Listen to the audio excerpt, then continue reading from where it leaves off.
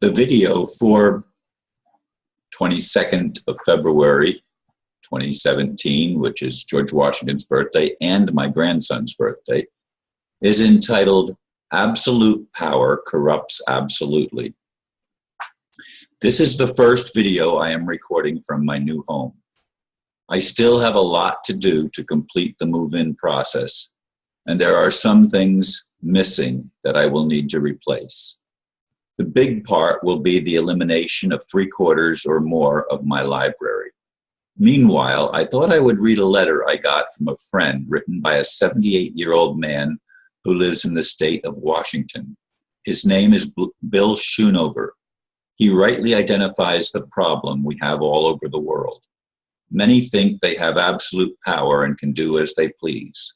Law, they think, does not apply to them, only to us peons. It seems to me that that is the attitude of the insane rulers.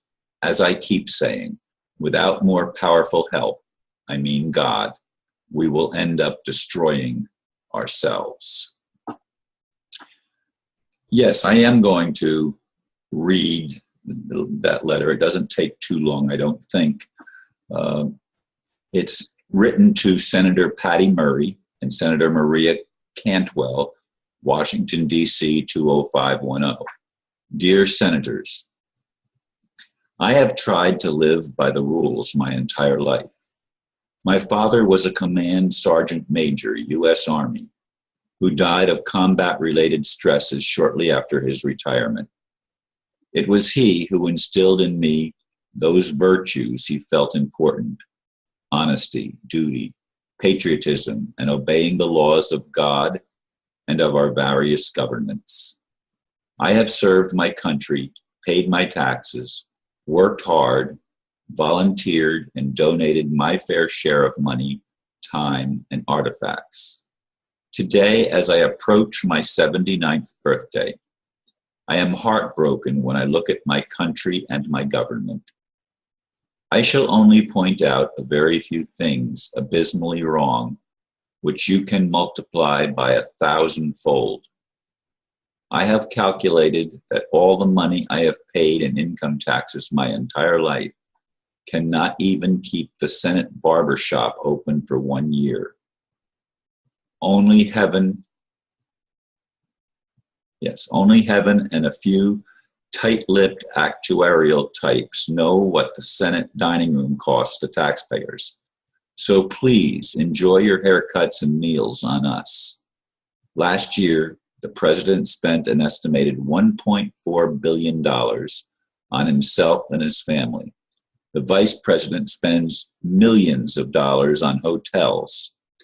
They have had 8 vacations so far this year, and our House of Representatives and Senate become America's answer to the Saudi royal family. You have become the perfumed princes and princesses of our country. In the middle of the night, you voted on the Affordable Health Care Act, aka Obamacare, a bill which no more than a handful of senators or representatives read more than several paragraphs, crammed it down our throats, and then promptly exempted yourselves from it, substituting your own taxpayer-subsidized golden health care insurance.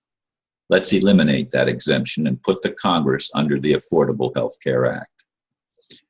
You live exceedingly well, eat and drink as well as the 1%ers, consistently vote yourselves perks and pay raises while making 3.5 times the average U.S. individual income, and give up nothing while you, as well as the president and the VP, ask us to sacrifice due to sequestrian, for which, of course, you plan to blame the Republicans anyway. You understand very well the only 2 rules you need to know. 1, how to get reelected, and 2, how to get reelected. And you do this with the aid of an eagerly willing and partisan press, speeches permeated with a certain economy of truth, and by buying the votes of the greedy, the ill-informed, and undereducated citizens, and non-citizens too, many of whom do vote. You are looking for a handout rather than a job. Your so-called safety net has become a hammock for the lazy, and what it is now, about 49 or 50 million on food stamps, pretty much all Democratic voters.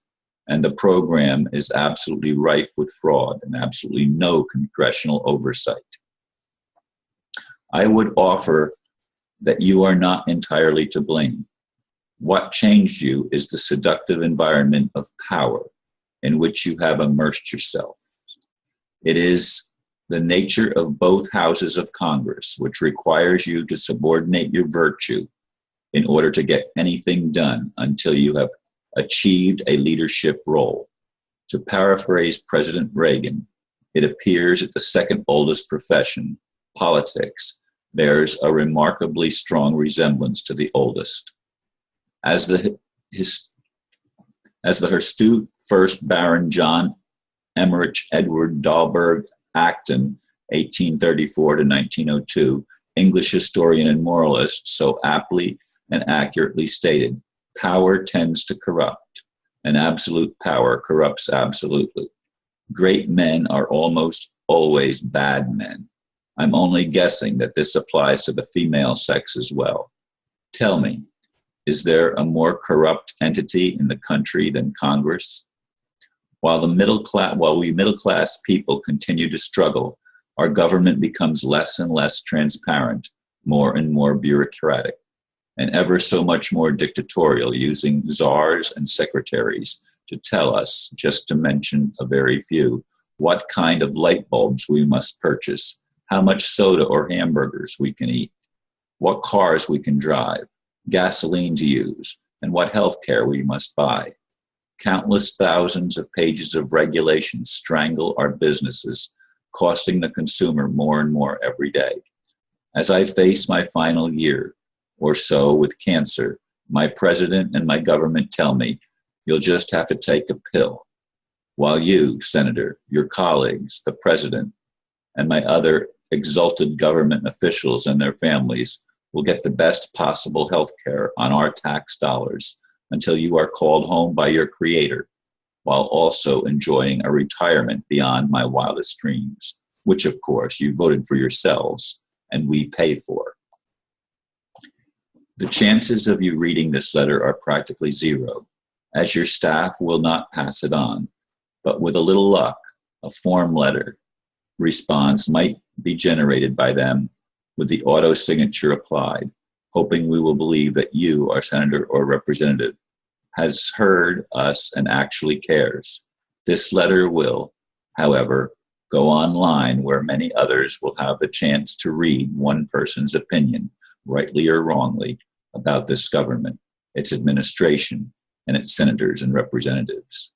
I only hope that occasionally you might quietly thank the taxpayer for all the generous entitlements which you have voted yourselves, for which by law we must pay, unless, of course, it just goes on the $29 trillion national debt for which your children and ours, and your grandchildren and ours, ad infinitum, must eventually try to pick up the tab. My final thoughts are that it must take a person who has either lost his or her soul, or conscience, or both, to seek re-election and continue to destroy the country that I deeply love. You have put it so far in debt that we will never pay it off while your lot improves by the minute because of your power. For you, Senator, will never stand up to the rascals in your house who constantly deceive the American people. And that, my dear Senator, is how power has corrupted you and the entire Congress. The only answer to clean up this cesspool is the term limits and replacing their retirement with the same Social Security plan the rest of us will receive if they don't put that program into bankruptcy.